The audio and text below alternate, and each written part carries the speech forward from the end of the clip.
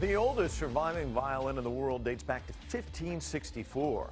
The oldest cello to approximately 1538.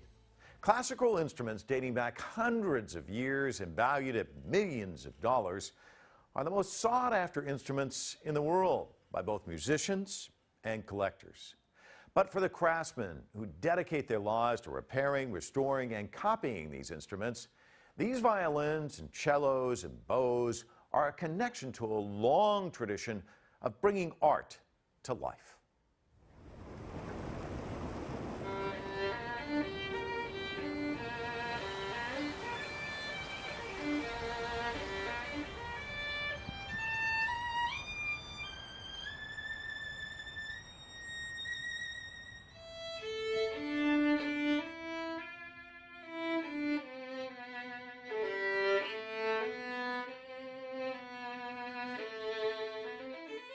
I've never seen one this bad before. Oh my gosh. Yeah, that's gone. Wow. But it's interesting to see how slab cut fractures. Yeah.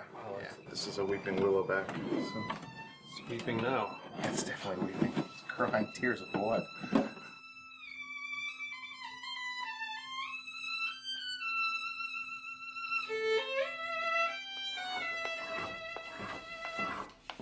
My name's John Dailey. I'm the workshop manager and I repair and restore violins.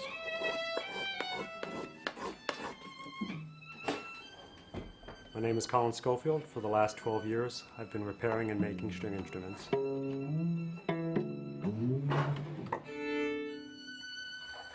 My name is John CRUMRINE.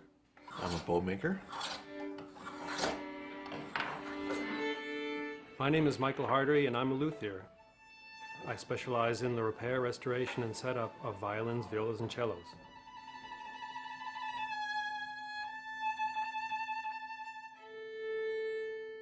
Well, you could approach it from a forensic point of view. If you have a lot of scratches and dings on this side of the fingerboard, you know it's been plucked very aggressively.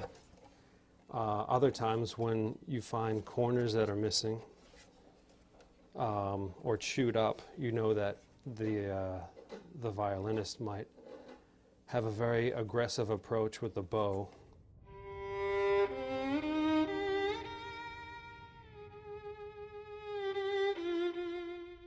I came across a violin in Italy at my friend Bruno's workspace that had a burn mark in this area. And I asked him the story behind that, and he explained that it was an old French violin that had been played in a cafe, probably by a jazz musician, and that violinist was smoking at the same time he was playing it.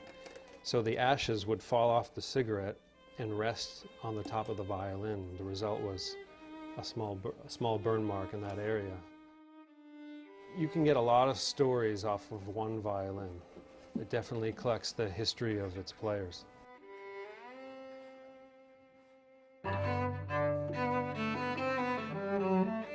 Well, certainly I think everyone has, or most people seem to have an affinity for older things. There are certainly old instruments that sound wonderful, but there are plenty of new instruments that sound equally good.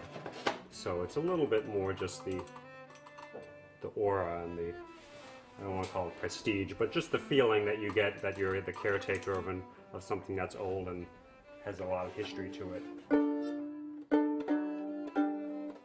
I believe that most makers have a diverse background. I feel you need to know the history of your craft to be able to focus within it. My focus has always been to try to understand how to read an instrument, how to say, okay, I can't get this instrument to be powerful, but I can get this instrument to be very, very sweet and responsive, and being able to produce that for the player.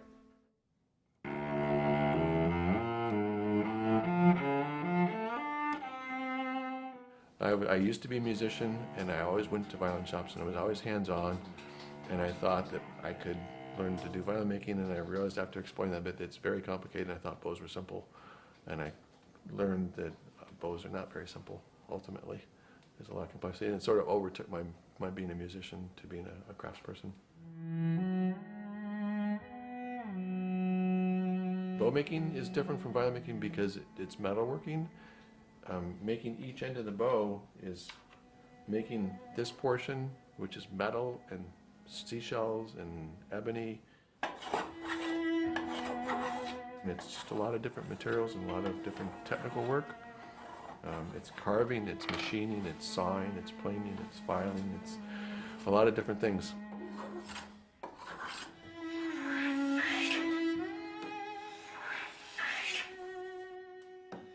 Most people have no idea what a luthier is.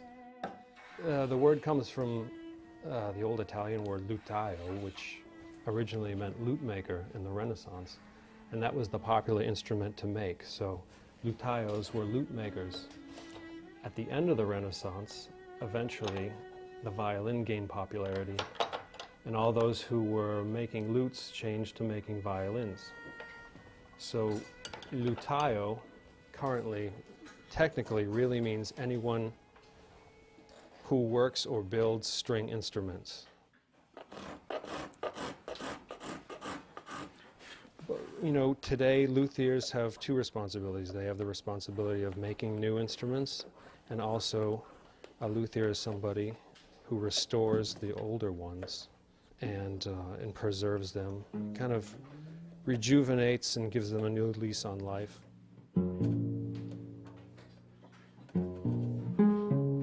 This is about a 280-year-old instrument, and it was dryness, humidity problems in where it was being stored that caused a lot of old cracks that had previously been repaired to open, as well as some new cracks.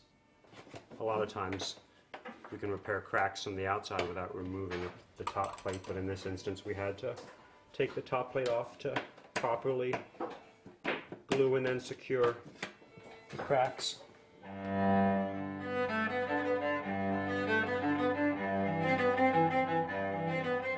The wood selection is really important. Historically, France and Germany had large-scale productions, thousands of people making instruments and parts and strings and cases, and it only makes sense now that that's happening in China. You know, woods like this wood has to sit and age from the time it's cut for about 30 years before it's usable. And when you're making large production of an instrument, you need materials that are viable. And to make an instrument in southern China and have it be viable in New York in the same year, with all the weather shifts and the different climate, it's really difficult to do that.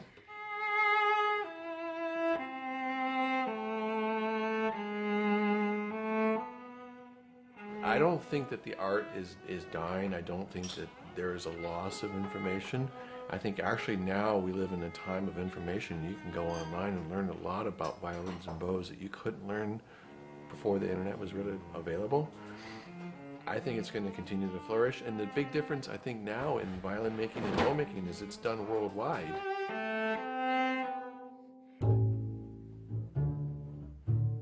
The process of apprenticeship really is the art of imitation. This is the kind of industry that you'll spend a lifetime learning about things in every department, but still at the end there's always still something to learn. So I don't think there's an official end to an apprenticeship.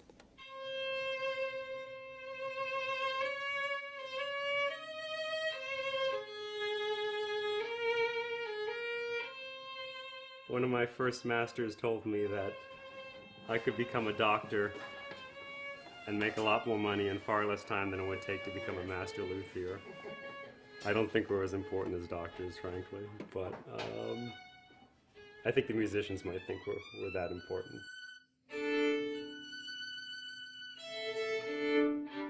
My goal has always been to produce a violin and make it as best as I can until the day I can no longer make. And restoration and repairs I've focused on those to improve my making. But I'd say not every violin maker every luthier focuses on making. I would like to see my brand and my violins get played on by great musicians. That's it for this week. Join the conversation with us on social media. We are CCTV America on Twitter, Facebook, and YouTube. All of tonight's interviews can be found online on CCTV America's YouTube page. And let us know what you'd like us to take full frame next. Email us at fullframe@cctv-america.com. Until then, I'm Mike Walter in Los Angeles. We'll see you next time.